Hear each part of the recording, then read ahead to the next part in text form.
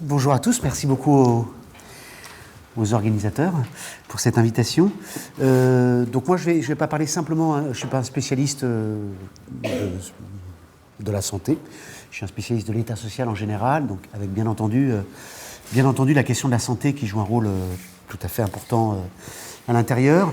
Et donc en préliminaire, je vais partir d'un point un peu d'actualité. Vous n'êtes pas sans savoir que suite à la crise des Gilets jaunes, le gouvernement a décidé de lancer un grand débat autour de 4 volets, et notamment le premier volet qui a été retenu, c'est le volet sur la dépense publique et les prélèvements obligatoires.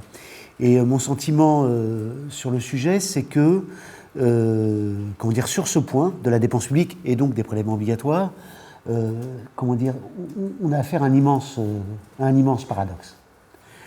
Un immense paradoxe, pourquoi ? Parce que si on y réfléchit bien, l'une des questions centrales à laquelle vont répondre nos sociétés, puis nos dirigeants, c'est qu'est-ce qu'on confie au public, qu'est-ce qu'on confie au privé, et sous quel mode, sous quelle forme. Voilà. Typiquement, dans la santé, vous êtes bien placé pour le savoir, qu'on est vraiment là, y a du public qui intervient, l'hôpital public, il y a la Sécu en termes de remboursement, il y a la médecine libérale, il y a l'industrie pharmaceutique, donc on est vraiment dans l'un des secteurs, mais en fait ça vaut de façon générale, dans l'un des secteurs où il y a, où il y a à la fois du public, du privé, ça s'enchevêtre largement, et toute la question qui est posée, c'est comment on articule tout ça. Très bien.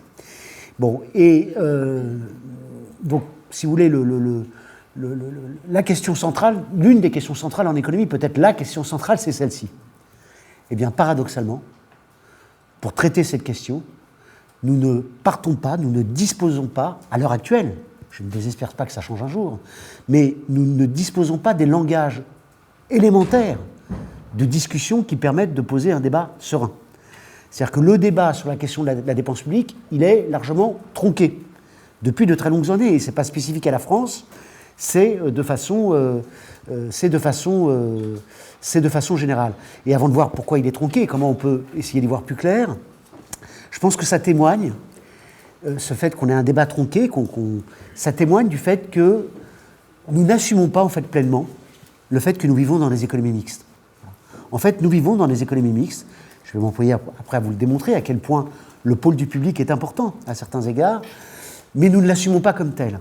Voilà, nous ne l'assumons pas pleinement comme tel. Quand je dis nous n'assumons pas, ça ne veut pas dire qu'il ne doit pas y avoir débat, bien entendu, entre des économistes plutôt keynésiens qui sont pour renforcer le pôle public, des économistes libéraux qui sont pour renforcer le pôle privé. Ça, c'est des débats tout à fait légitimes.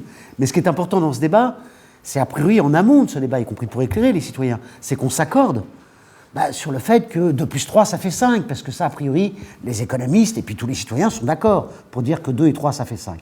Eh bien, sur la question de la dépense publique, paradoxalement, nous n'avons pas, à l'heure actuelle, ces éléments de langage. Alors, témoignage de cela, vous avez souvent entendu parler du fait que la dépense publique, c'est 1300 milliards et c'est 56% du PIB.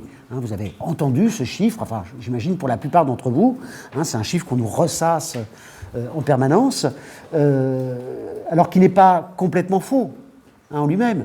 La dépense publique, quand on additionne, quand on calcule la dépense publique, en France, c'est des normes internationales, donc on fait ainsi dans tous les pays du monde, on aboutit bien à 1300 milliards, et ces 1300 milliards, ça équivaut bien à 56% de 2300 milliards, c'est-à-dire 56% du PIB. Très bien. Mais ce qu'on oublie de dire, lorsqu'on dit ça, et c'est pour ça que le débat est totalement tronqué, c'est qu'on laisse entendre que c'est une part. Voilà. On laisse entendre qu'il y a un gâteau, qui est le PIB, c'est la richesse monétaire, créée chaque année, le PIB, et on laisse entendre que la dépense publique, voilà, on prélève 56% de ce gâteau, ce qui est quand même considérable, voilà, et que donc, ce faisant, il ne reste plus que 44% pour le privé. D'accord ? C'est ça qu'on a en tête. Eh bien, c'est totalement faux. Voilà. La dépense publique, ça équivaut bien, c'est bien 1300 milliards, pardon. Ce chiffre-là, ça équivaut bien à 2300 milliards, ça, il n'y a pas photo, d'accord ? Mais ce n'est pas une part du PIB. C'est ça qui est très important à retenir.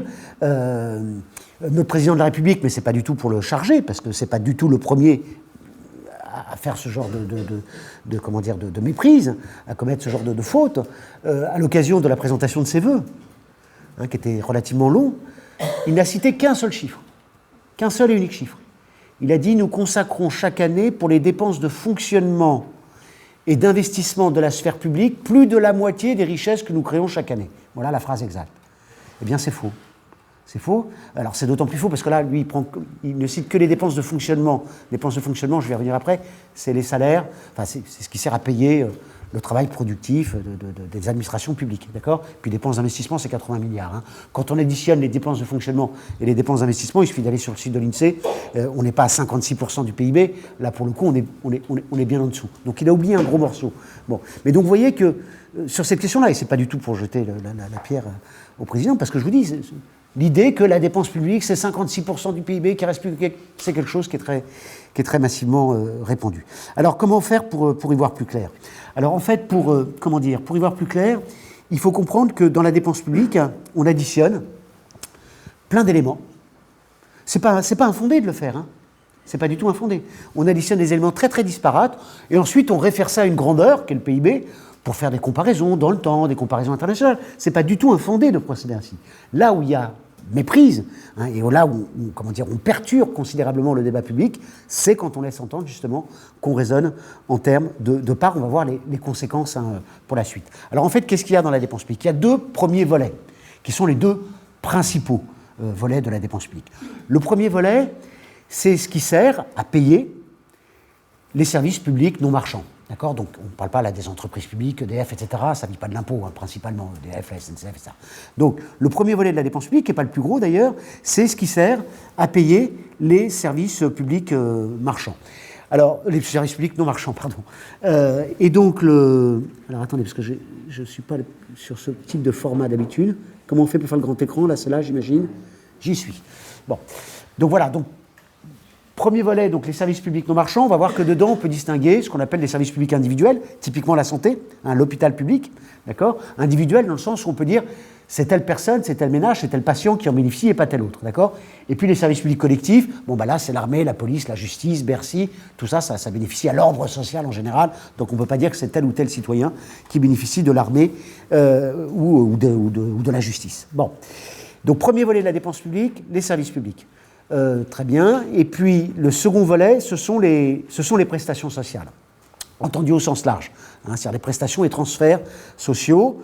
Alors, dedans, on a deux grands volets, ce qu'on appelle les prestations sociales en espèces, pour faire bref, parce qu'en fait, c'est un peu plus compliqué, mais enfin bon, ce qu'on va appeler, pour faire bref, les prestations sociales en espèces, c'est 450 milliards. On est dans du très très lourd, là. Hein. 450 milliards. Donc c'est essentiellement quoi? Les retraites. 300 milliards, hein, plus de 300 milliards de retraites.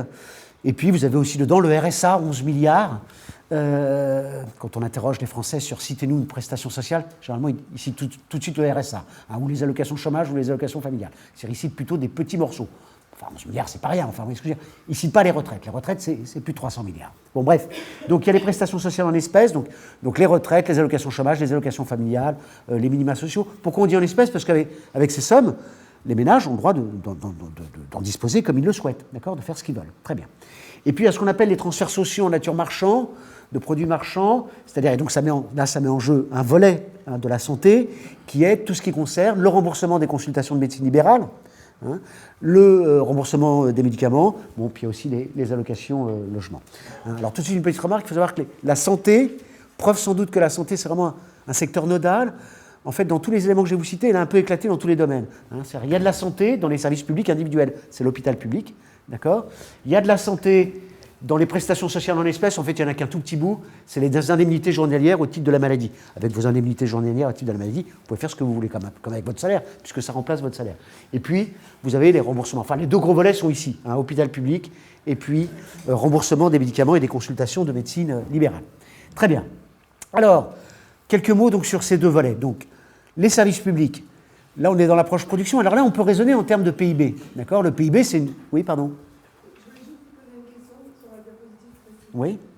Ça voudrait dire que vous incluez là-dedans les prestations payées par les caisses d'assurance maladie, enfin par les organismes de sécurité sociale? Oui, bien sûr. D'accord. Oui, bien sûr. Prestations sociales en espèces, pour l'essentiel, hein, c'est les 300 milliards de retraites, donc c'est payé par la CNAF, mais aussi par l'AJ. Voilà, les remboursements aussi. Tout à fait, ah oui, bien sûr, c'est ça, c'est principalement ça. C'est pas un remboursement, là, pour le coup, enfin, c'est une retraite. Là, il y a les retraites, et là, on met les remboursements. Il n'y a que le remboursement, d'ailleurs. Hein. Le reste à charge des ménages n'est pas pris en compte ici. Hein. Là, il n'y a que la part socialisée. Hein, on va essayer d'approcher qu'est-ce que c'est réellement le poids du public, en fait. D'accord ? Bon. Alors, donc, services publics, donc, premier volet, les services publics. Donc là, on est dans l'approche production. Là, on peut raisonner en termes de part, hein, de part du PIB. Dans le PIB, hein, sur une somme de valeur ajoutée, c'est un très bon indicateur, le PIB, dans tous les pays du monde, depuis de nombreuses décennies, on considère que les agents qui travaillent dans le public, quel que soit leur statut, ils contribuent au PIB. D'accord ? Je suis heureux de vous apprendre, pour ceux qui ne le savaient pas, que non seulement vous êtes utile dans la vie en général, mais qu'en fait, vous créez de la richesse monétaire. Vous contribuez au PIB au même titre qu'un salarié du privé. Alors, ce qui change entre public et privé, c'est que l'accès aux services publics, non marchands, il est gratuit. Hein, on ne sort pas sa carte bleue quand on marche sur un trottoir, quand on rentre à l'école, quand on rentre à l'hôpital. L'accès est gratuit, mais ce n'est pas gratuit. Hein, attention à un discours naïf sur la gratuité, c'est payé par l'impôt. Hein, je dis toujours que l'impôt, ça joue pour le public exactement le même rôle que le prix de la baguette de pain dans une boulangerie. Quand vous rentrez dans une boulangerie le matin, vous ne dites pas au boulanger « Ah, heureusement que je suis là pour financer ta boulangerie », vous payez votre petit croissant et vous jugez que c'est normal. Eh bien, les services publics, bien entendu, il faut les payer, hein, et c'est payé par l'impôt stricto sensu, qui n'est qu'une petite partie, hein, des prélèvements obligatoires. Bon, donc, la contribution au PIB des fonctionnaires, pour faire bref, parce que les deux se recoupent à peu près en France, ce n'est pas le cas dans tous les pays, hein, on va dire les fonctionnaires, c'est à peu près 375 milliards, ça représente 16% du PIB, c'est stable depuis près de 40 ans. Ça n'a pas bougé depuis 40 ans. D'accord ? Quand je dis c'est stable, ça ne veut pas dire que ça peut augmenter. Ça a augmenté en volume, mais pas plus que le PIB. Donc la part du PIB, hein, qui est assumée par les services publics non marchands, c'est 16%, ça n'a pas bougé. Et dedans, l'essentiel, ça sert à payer les salaires. Hein, 12% à peu près du PIB, même chose, ça n'a pas bougé depuis près de 40 ans, c'est-à-dire depuis le début des années 80. D'accord ? Alors tout de suite, une remarque, il y a des pays qui ont fait le choix, la Suède, la Danemark, d'être un peu au-dessus, d'accord, hein, plutôt que d'être à 16%, ils sont à 18-19% du PIB. Vous allez me dire, c'est pas grand-chose. Ben si, c'est important, hein, quand même. C'est-à-dire qu'ils ont décidé que, par exemple, certains domaines, la dépendance, typiquement, étaient plus pris en charge par le public que par des acteurs privés. Ils ont fait le choix du fait que les effectifs par classe, notamment dans l'école primaire, hein, en France, on est vraiment en dessous de la moyenne de l'OCDE, dans lequel maintenant il y a plein de petits pays, y compris pas très avancés dans l'OCDE maintenant. Bon bref, toutes les statistiques montrent qu'en France, on a vraiment un sous-encadrement, en particulier dans l'école primaire. Je ne parle pas de l'université, ça ferait corporatiste, mais et que par ailleurs, en France, tant pour les soins, hein, donc notamment le personnel hospitalier, que pour l'éducation, notamment l'éducation, on a un niveau de rémunération, de valorisation, qui est bien moindre que dans plein d'autres pays. Un instituteur, pour utiliser ce vieux mot que j'aime toujours, pour ma part, un instituteur, il est payé 2 fois moins au bout de 15 ans de carrière qu'en Allemagne.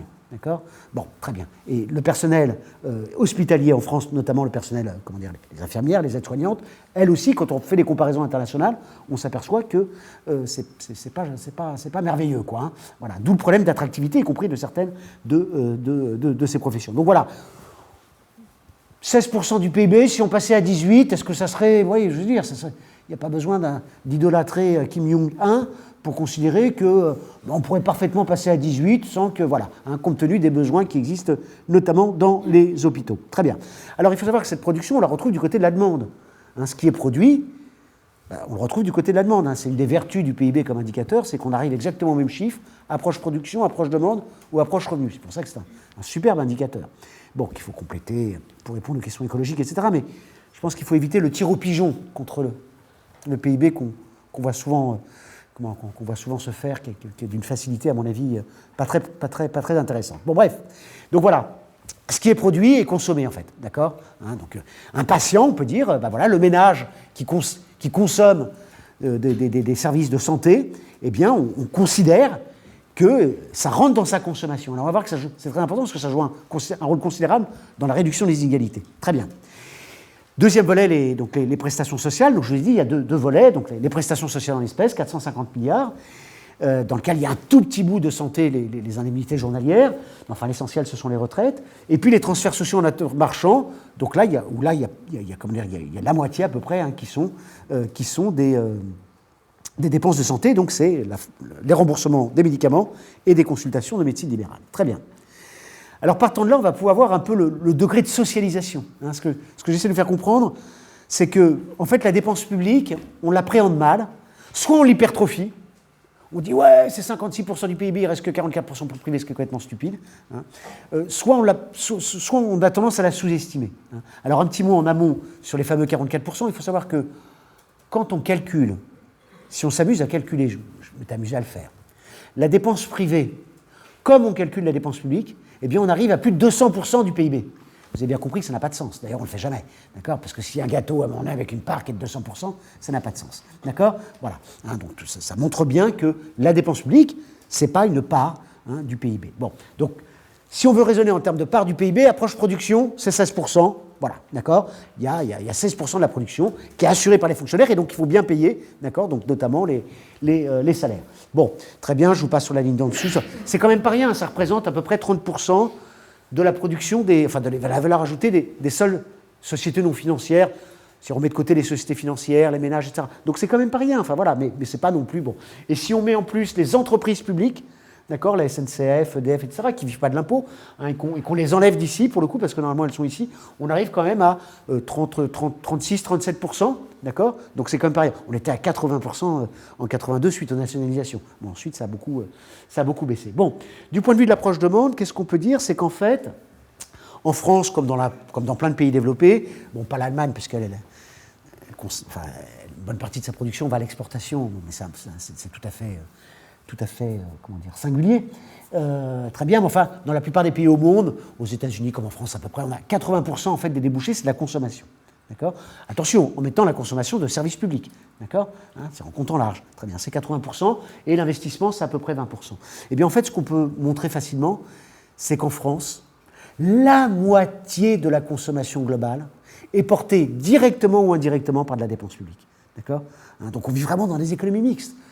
Mais tout ça pour dire quelque chose de très important, c'est que dans la dépense publique, vous avez une part qui sert à payer le travail productif des fonctionnaires, très bien. Mais les 3/4 de la dépense publique, vous avez bien entendu ce chiffre, les 3/4 de la dépense publique, ça alimente directement des revenus, de la demande et de l'activité du privé. D'accord ? Les retraites, c'est versé à un acteur privé, des ménages. Qu'est-ce que font les retraités avec leur pension de retraite ? Ils dépensent essentiellement auprès du privé. Le remboursement des médicaments, ce qui est compris dans les transferts sociaux en nature marchand, les 130 milliards de tout à l'heure. Le remboursement des médicaments, c'est bien quelque chose qui va au privé. Ce sont bien des industries pharmaceutiques privées qui produisent des médicaments et c'est remboursé en partie par la Sécu. D'accord ? Les consultations de médecine libérale, c'est bien un acteur privé qui en bénéficie directement. C'est le médecin libéral. D'accord ? Très bien. On peut comme ça, voilà, les allocations familiales, les allocations, etc. D'accord ? Alors, donc, dans la dépense publique, vous avez une petite partie, d'accord, qui sert à payer les services publics. Tout le reste, ça sert le privé. Les prestations sociales en espèces, ça va directement à des acteurs privés. Les transferts sociaux en nature de produits marchands, ça va directement au privé. Alors, il faut savoir qu'en plus, dans la dépense publique, il y a 2 autres petits morceaux dont je n'ai pas parlé, et dont je ne parlerai pas plus ensuite, mais enfin, quand même, évoquons-les. Il y a plein d'aides et de transferts aux entreprises.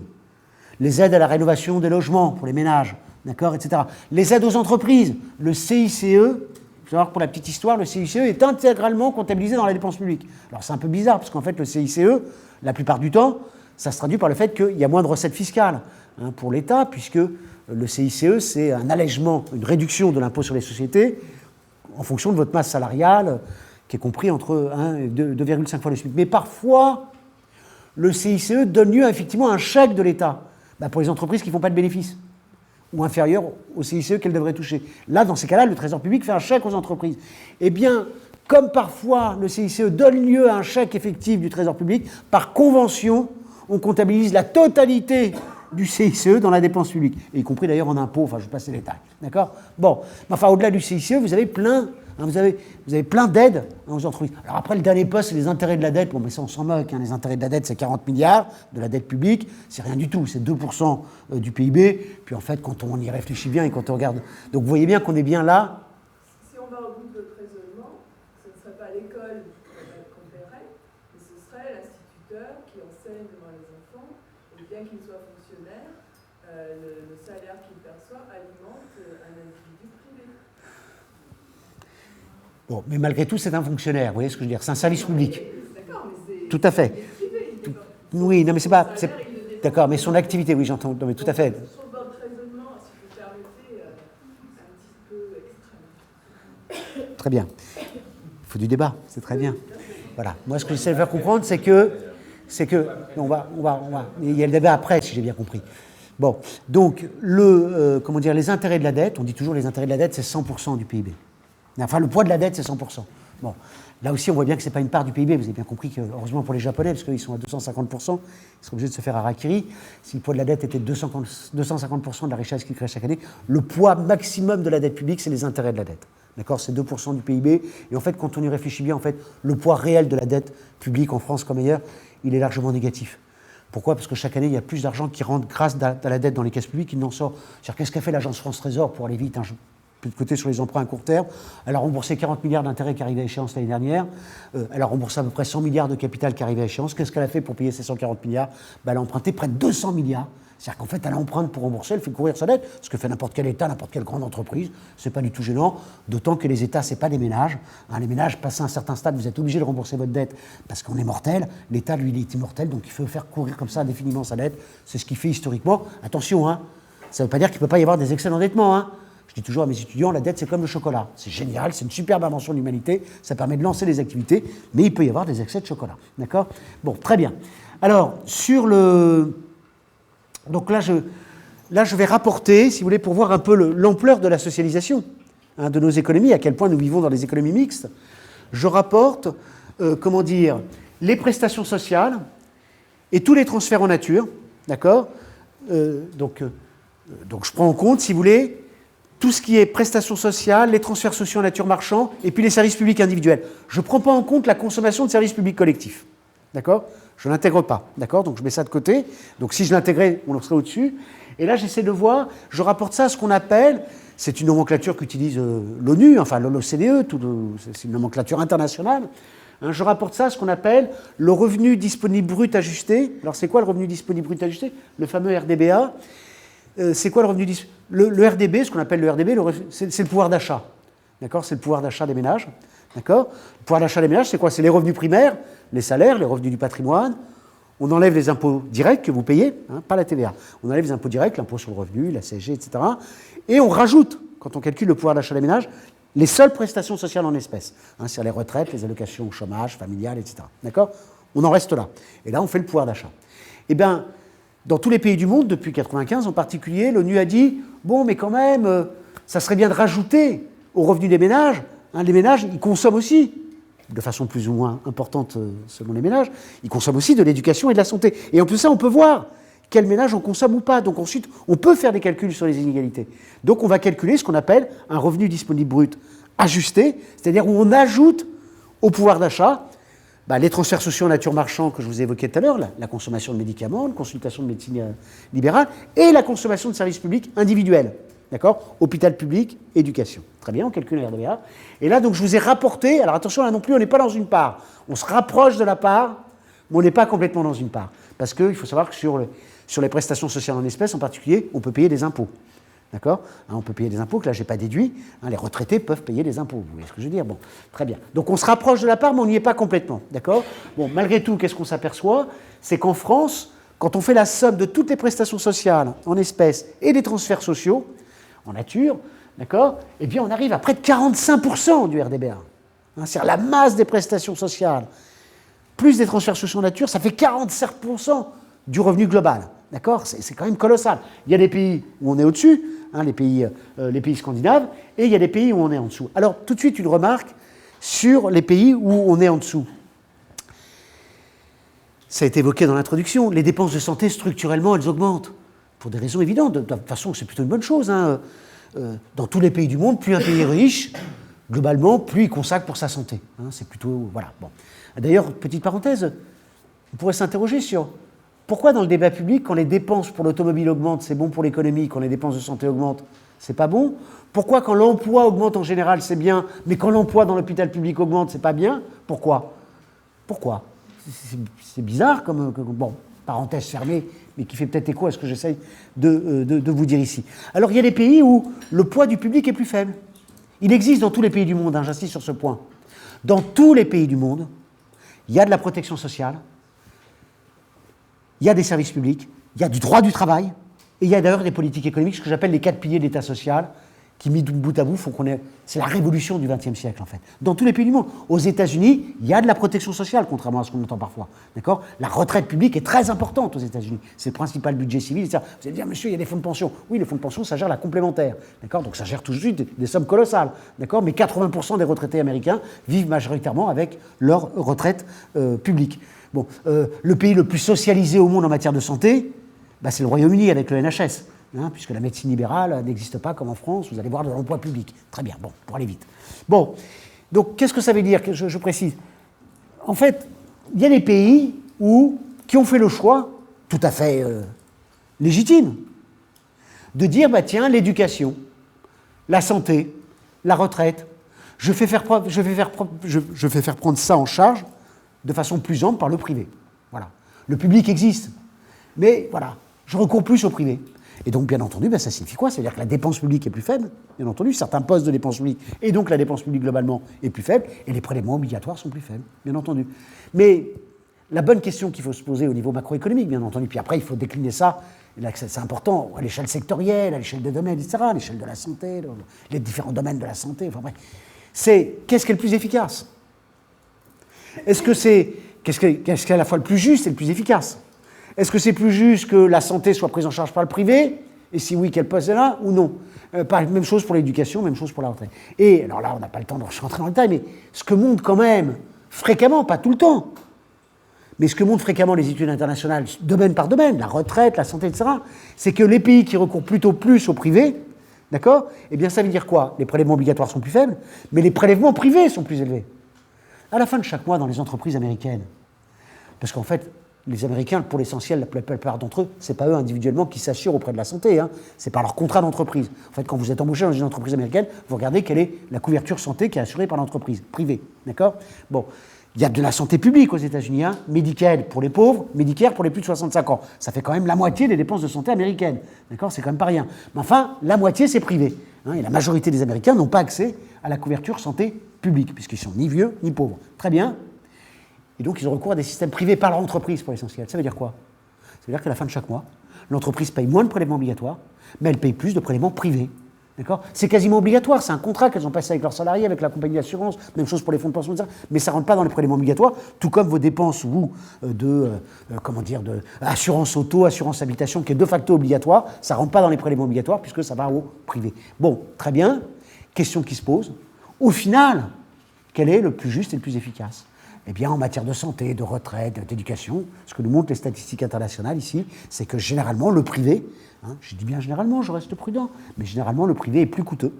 Hein, les États-Unis consacrent 18% de leur PIB pour la santé. Nous, on est à 12%, hein, on est à 50% en dessous. Alors, en partie, ça s'explique parce que le fait qu'ils sont plus riches, mais enfin, il n'y a pas que ça qui l'explique. Hein, si vous voulez, quand vous faites... Les pays, leurs dépenses de santé augmentent en fonction du PIB par habitant, en fonction de leur richesse, mais les États-Unis, ils sortent du lot, ils explosent, hein, si vous voulez, le nuage de points. Voilà, hein, le système américain est très coûteux. La moitié des dépenses de santé américaines, c'est privé, et on estime que plus d'un tiers des dépenses de santé privées américaines, c'est-à-dire 9% du PIB, ça va aux frais de gestion. Alors vous allez me dire, c'est quoi les frais de gestion? Alors il y a les profits des compagnies d'assurance, etc., mais ce n'est pas le gros morceau. L'essentiel, hein, moi je dis toujours à mes étudiants, il y a un métier qui n'existe pas en France, désolé pour vous, c'est le métier d'actuaire auprès des compagnies privées de santé. Hein, c'est des dizaines de milliers de personnes qui vont dans les entreprises, d'accord, pour dire, je viens négocier les barèmes, je viens voir avec vous si je ne peux pas vous offrir une couverture santé plus avantageuse que celle que vous avez, et vous restez une semaine, 15 jours, etc., voilà, dans l'entreprise. Vous étudiez la table de population, le nombre de femmes qui sont susceptibles d'être enceintes, les risques d'accident du travail, etc., etc., voilà, et puis vous proposez les barèmes. En France, il n'y a pas des dizaines de milliers d'agents de la Sécu qui vont dans les entreprises pour négocier les barèmes.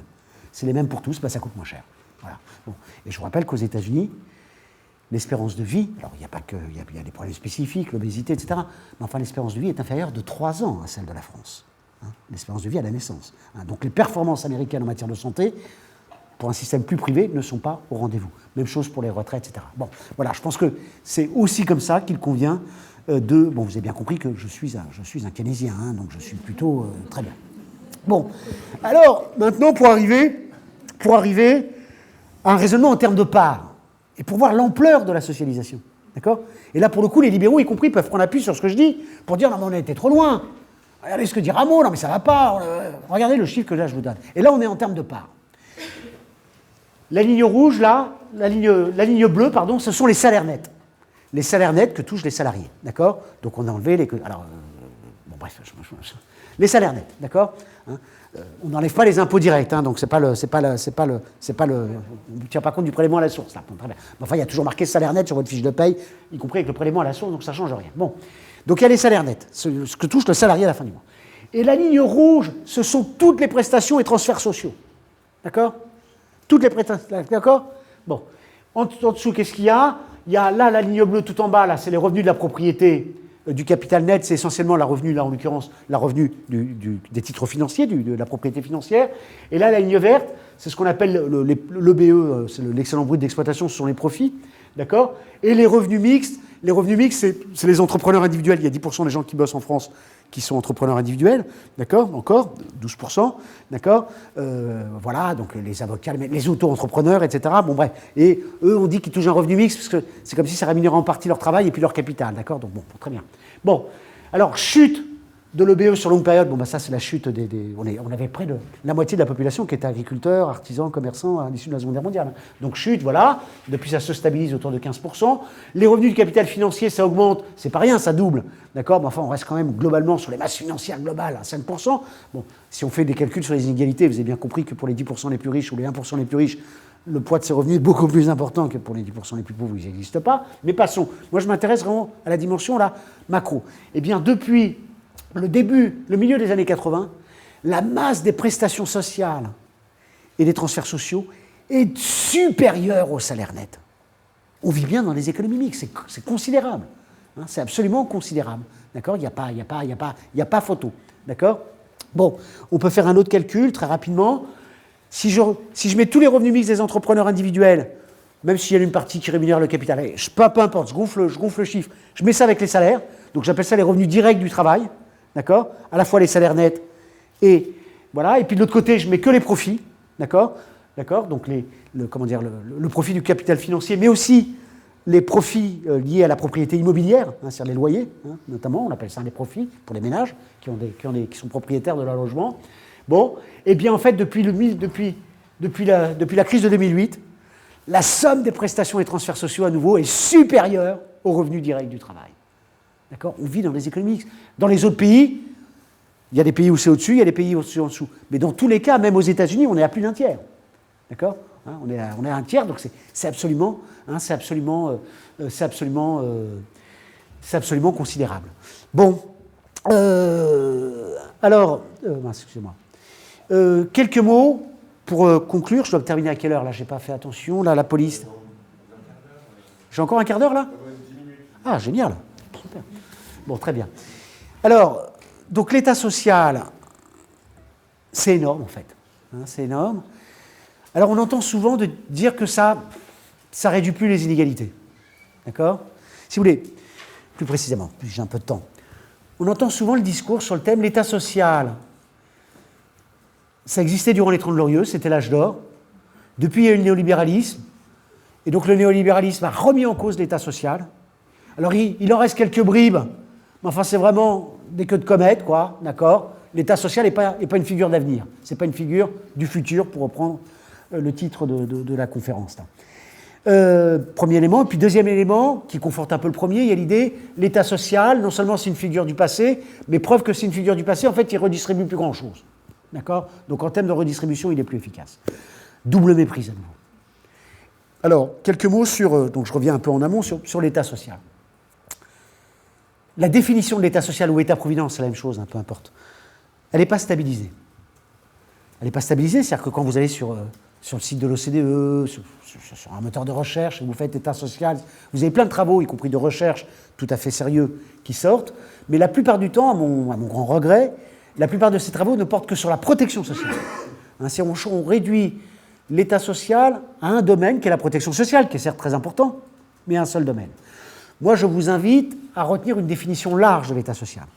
Pas pour le plaisir d'être large, mais d'abord parce que si on parle de protection sociale, il y a un terme qui existe dans tous les pays du monde, qui est très clair pour désigner la protection sociale, c'est le terme de protection sociale, il n'y a pas d'ambiguïté, donc on ne laisse pas entendre, on n'a pas besoin de faire de gonflettes en laissant entendre qu'on parle de plus si on ne parle que de la protection sociale. Et donc la définition large, pourquoi alors, c'est autour de 4 piliers.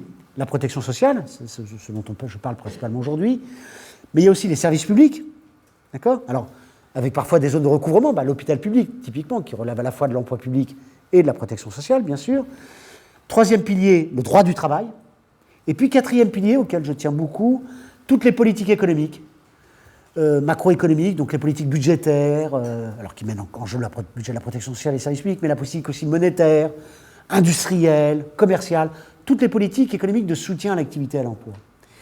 Et quand vous additionnez ces 4 piliers, vous vous apercevez qu'on a affaire à une véritable révolution. Tout au long du XXe siècle, la révolution remonte avant, en fait. Hein. D'accord ? L'essentiel se joue peut-être à la fin du XIXe, d'ailleurs, avec le basculement dans la logique de responsabilité sociale, autour d'une loi sur la santé, qui est la loi notamment sur les accidents du travail en France, hein, où on dit si la pierre est tombée, si la brique est tombée sur la tête de l'ouvrier, finalement, c'est pas à cause de l'ouvrier, c'est pas à cause du patron, c'est parce qu'elle est tombée. Il n'y a pas de quoi en faire un fromage. Si, 20 ans de discussion au Parlement, parce qu'on introduit dans le droit la notion de responsabilité sociale, on introduit l'idée que le tout n'est pas réductible au jeu des partis. Et les libéraux, qui se sont opposés à cette loi pendant 20 ans, ils avaient raison de leur point de vue. Puisque vous n'êtes pas sans savoir qu'aujourd'hui, les actions du travail, c'est 2% du budget de la protection sociale, hein, donc c'est une miette, d'accord ? Bon, une miette sur des grosses sommes, mais ça a donné lieu, tous les historiens sont d'accord pour dire que la loi de 1898 a donné lieu en France à 2 petites choses. La protection sociale, 700 milliards hein, aujourd'hui, quand on met tout bout à bout, et puis le droit du travail. Bon, bref, l'état social, c'est une véritable révolution. Nous vivons dans des économies mixtes, partout dans le monde, y compris aux États-Unis. Aux États-Unis, la protection sociale est moins développée, mais elle existe. Il y a quand même la retraite publique, qui est très importante. Les services publics sont moins développés, mais enfin, ils existent. Hein. Le taux de scolarisation dans le public pour le primaire et le secondaire aux États-Unis est supérieur à la moyenne de l'OCDE et supérieur donc à la moyenne de la France, puisque nous, on est en dessous avec l'enseignement privé sous contrat. Très bien. Bon, voilà. Donc, l'eau aux États-Unis, la production et la distribution d'eau aux États-Unis, c'est public. Ça fait des décennies que les multinationales françaises de l'eau essayent de convaincre les collectivités locales américaines de privatiser le truc. Pour l'instant, ils n'ont pas accepté. D'accord ? Donc, l'état social existe dans tous les pays, de façon plus ou moins marquée. Les pays dits libéraux, c'est-à-dire les États-Unis, le Royaume-Uni, contrebalancent d'ailleurs une inscription libérale plus marquée en matière de protection sociale, de droit du travail, par le fait qu'ils mènent des politiques économiques beaucoup plus actives, d'accord, beaucoup plus actives, politique monétaire notamment, politique budgétaire, etc. Bon, passons. Le néolibéralisme dans tout ça. Le néolibéralisme, c'est le système qui s'impose au début des années 80. Sa vocation, c'est pour ça que ça vaut le coup de raisonner en termes d'état social. Son objectif, c'est de remettre en cause les 4 piliers de l'état social. Tentative de privatisation de la protection sociale, des services publics, remise en cause du droit du travail, réorientation des politiques économiques dans un sens libéral. Très bien. Est-ce qu'il est et ce système s'est imposé progressivement à partir du début des années 80. Est-ce qu'il a réussi à changer la donne ? Oui. Mais attention, il n'est pas parvenu au bout de son projet. D'accord ? Bien sûr qu'il y a eu des réformes libérales des retraites, de la santé, etc., en France comme ailleurs, des tentatives de flexibilisation du droit du travail, etc., bien sûr. Mais ce qu'on peut dire, en fait, pour aller directement à l'essentiel, au résultat, c'est que la protection sociale a toujours de beaux restes, en France comme ailleurs. Pour des raisons en partie structurelles, vieillissement de la population, etc. Mais enfin voilà, la protection sociale n'a pas été mise à bas, contrairement à ce qu'on dit.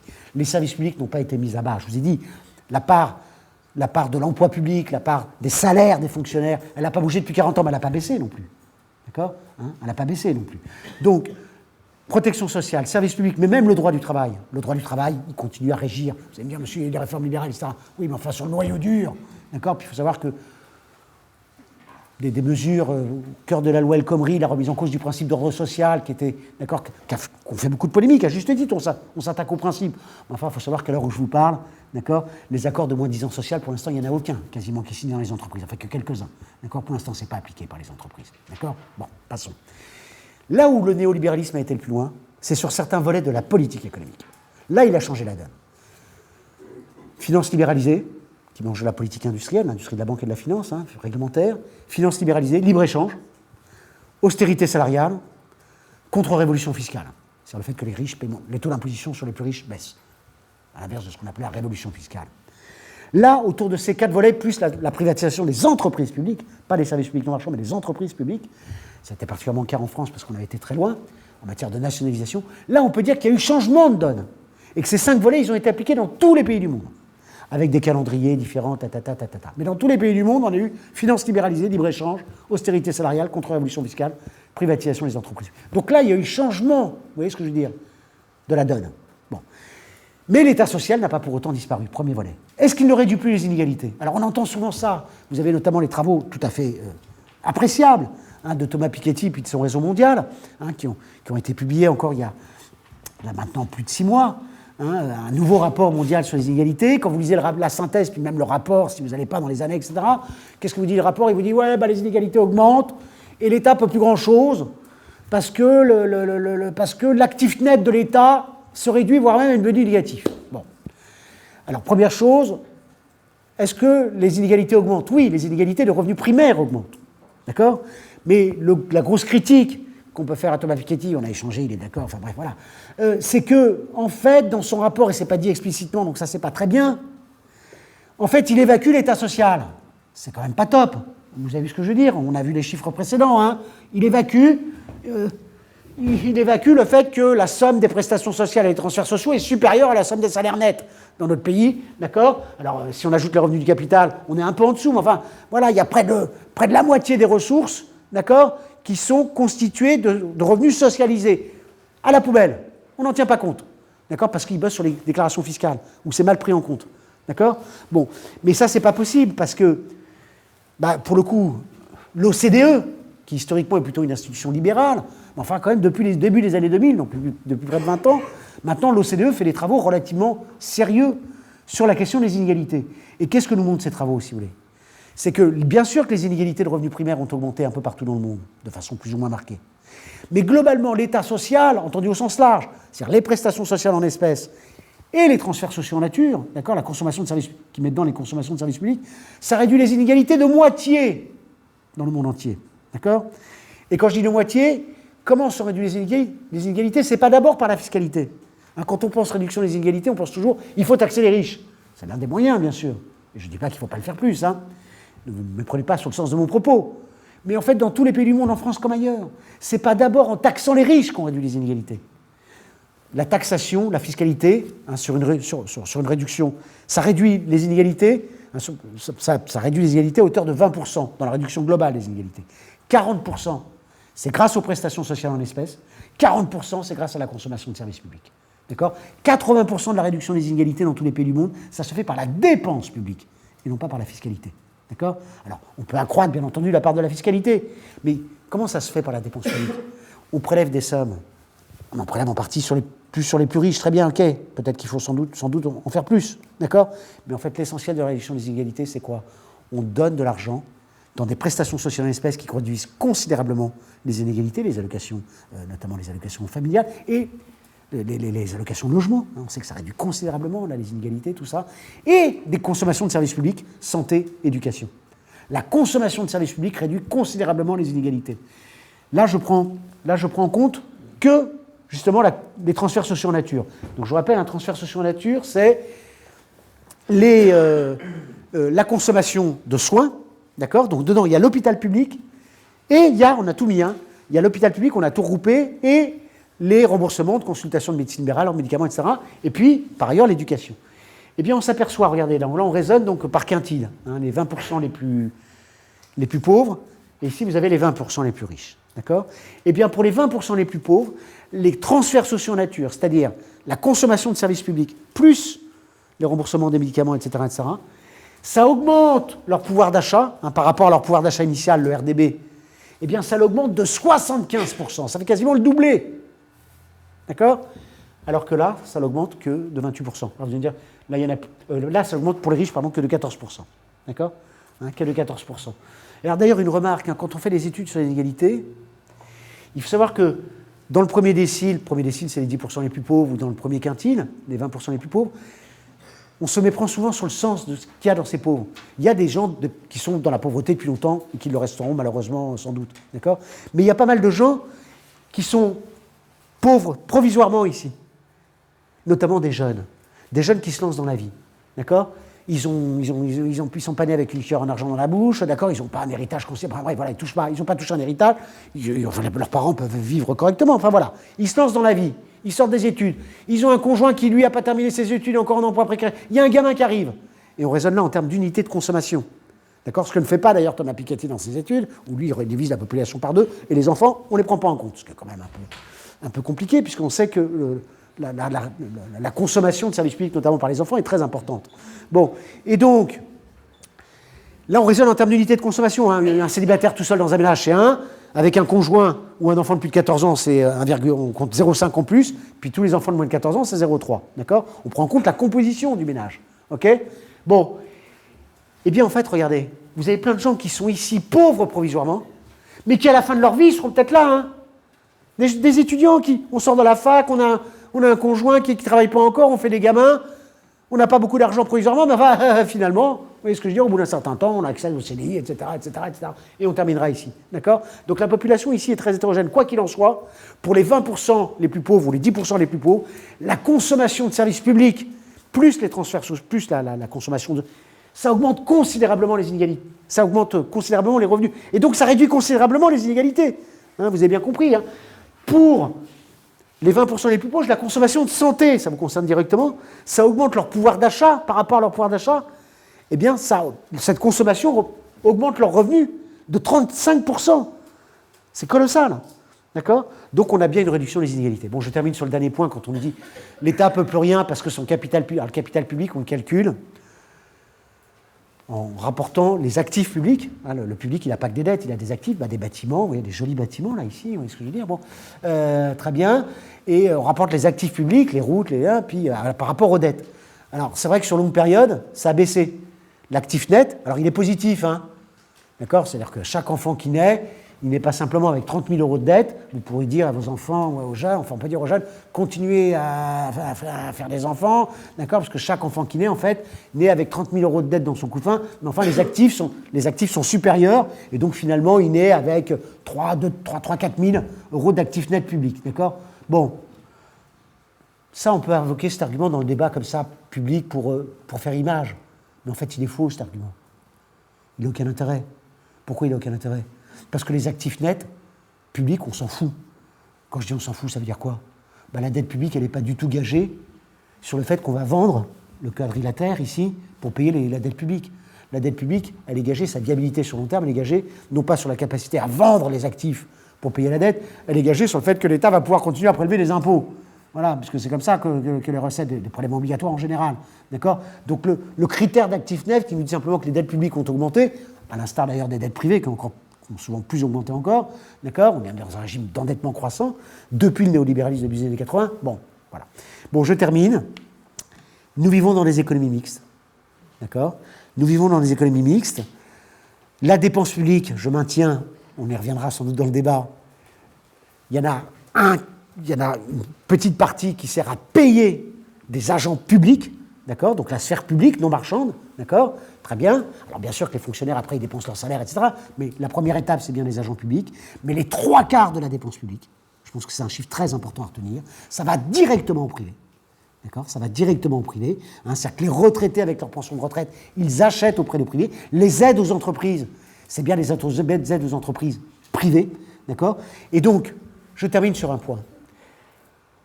Ça fait plusieurs fois, pas mal de temps que je dis arrêtez de dire que la dépense publique. Mais alors il y a des collègues qui me disent depuis longtemps, mais Christophe, quelle est la bonne part ? Puisque c'est pas 56%, on a compris. Quelle est la bonne part de la dépense publique d'un côté et de la dépense privée de l'autre ? Poser la question en ces termes, ça n'a aucun sens. On ne peut pas. Pourquoi ? Pour la raison que je viens de vous dire. Nous vivons dans des économies mixtes au sens fort du terme. Il y a un pôle public, le pôle des services publics, et il y a le pôle privé, les entreprises, etc. Très bien. Là, on peut raisonner en termes de part. Part de la valeur ajoutée, hein, on a vu 16% du PIB, ça va bouger. Mais pour le reste, l'essentiel de la dépense publique, elle est étroitement superposée elle est complètement interpénétrée avec la dépense privée. D'accord ? Et donc, vous ne pouvez pas dire qu'il y a d'un côté une dépense publique globale qui équivaut à tant de pourcentage du PIB et de l'autre côté une dépense privée qui équivaut à tant. Raisonner ainsi, c'est nier la réalité de nos économies mixtes au sens le plus profond du terme.